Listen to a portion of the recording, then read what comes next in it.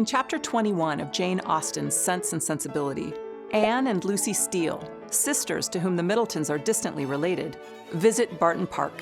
Sir John promptly invites the Dashwoods to come meet them. Lady Middleton objects to her husband's tendency to invite guests she doesn't know to her home. But since she's well-bred, the narrator remarks, she scolds him about it only 5 or 6 times every day. They find Anne to be a plain woman of nearly 30, and Lucy's pretty in her early 20s. The Steeles act overly pleasantly to both Lady Middleton and her children, an attitude Elinor finds prudent.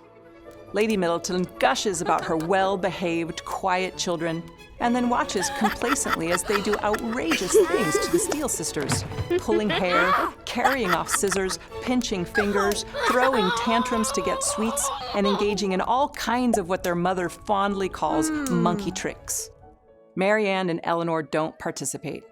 After Lady Middleton exits, Elinor observes that when she's at Barton Park, she never thinks of tame and quiet children with any abhorrence. When the 2 pairs of sisters are alone, Anne's questions about potential beaux offend Elinor as being too personal.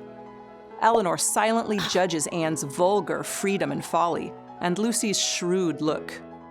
But Sir John, pleased to have brought the young ladies together, tries to promote their friendship, happily arranging daily activities and filling the Steeles in on the gossip about Marianne's and Elinor's potential love interests.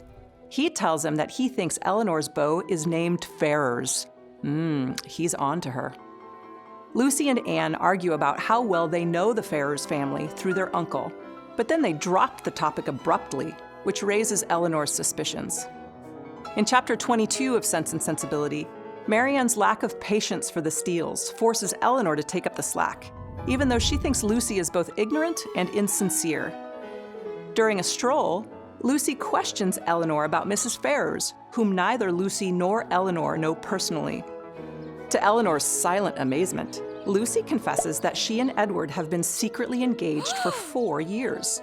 As proof, she shows Elinor a miniature of Edward and asks Elinor to keep her secret. Elinor is completely shocked, but she keeps herself composed and refuses to counsel Lucy on her ill-advised engagement. Nevertheless, she agrees that Edward seemed out of spirits when last she saw him. Each young woman had interpreted his melancholy to her own advantage. Lucy shocks Elinor even further by saying she gave Edward a ring containing a lock of her hair. Until they part, Elinor's composure successfully hides her distress beyond anything she had ever felt before.